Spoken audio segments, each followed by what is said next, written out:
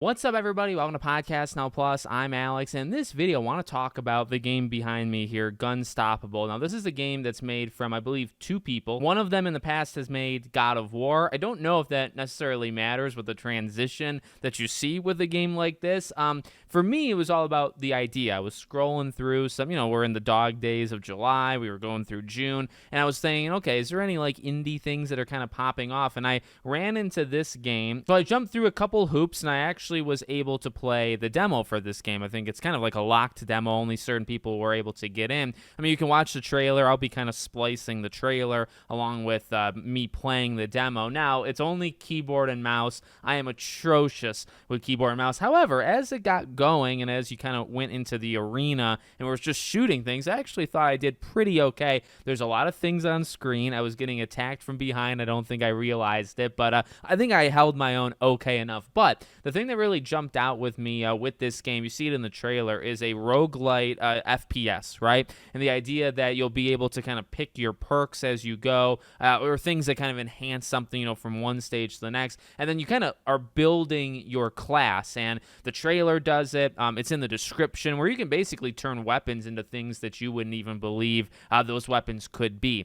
Now, I will say, that's what drew me in. It's still what draws me in, but I don't think I really got that, at least fully, from the actual demo. Don't get me wrong, like I enjoyed it for what it was. Again, the disconnect from keyboard and mouse, I think definitely held me back. You can see something there. I am a fan of the visual style. That was another thing that, when I kind of look through games like this, or indies, let's just say indies, right? When I look through it, I'm looking for something to kind of pop out. And honestly, one of the first things, well, if you're looking at it, visuals. So I try to look for different art styles, whether it's cel-shaded stuff or, I kind of have my biases of what I kind of go into. And I think this game does stand out. It's got some nice colors to it. You see in the trailer a lot of different types of enemies. I got to experience, I would say, some boss type enemies, some different kind of like grunt enemies, ones that will run and charge at you, some of them that will like fly. It gives off a little bit. And I don't want to say all the way because I just want to be like flat out honest.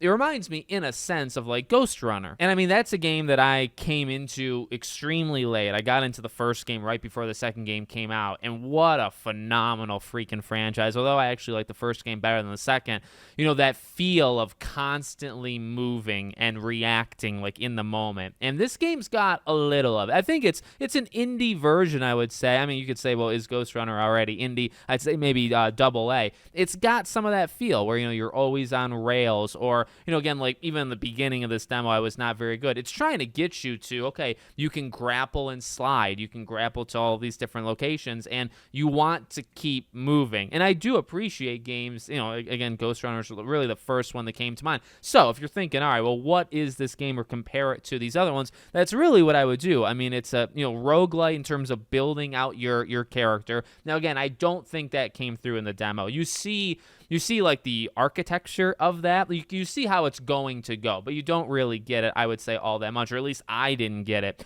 all that much. So that's something that I would still, even right now, having touched it, played it, I would still be a little hesitant and say, okay, I need the game to kind of come out and see how you can actually build, because I do think with this game at like peak potential, I actually think it would be rather fun in like a discount Ghost Runner in terms of the movement and constantly reacting on the fly, getting from point A to point B, getting into your arenas, but also, a roguelite where you can build out your class and have these, crazy things going on and handle these same situations differently depending on how you roll or how you like pick out these things. So I think it's got potential. I saw some of it in the demo, not all of it, and that's okay. I don't know how much this game is going to be or anything. I think you can wish list it, but it's not something like where it shows the price. Doesn't have a date yet. So just wanted to do a video kind of shouting it out, seeing if other people, care or want to go and wish list it on Steam or whatever. Please, by the way, if you're the developers, I know it's just two of you. For people that are pathetic like me, can you please make it, when the base game comes out, make it so you can play it on controller? And I don't know. I mean, like Ghost Runner, I remember seeing people do some of the most amazing acts in a video game I've ever seen in my life, and they probably did do it on keyboard and mouse. So granted, maybe I'm in the minority here, but I do think it just, I don't know. I like a controller, so I think it would just flow a little bit better there. But But enjoyed my time. Let me know what you guys think. Make sure, as always, you're subscribed to the channel, bell icon turned on, and I hope to see you all on the next one.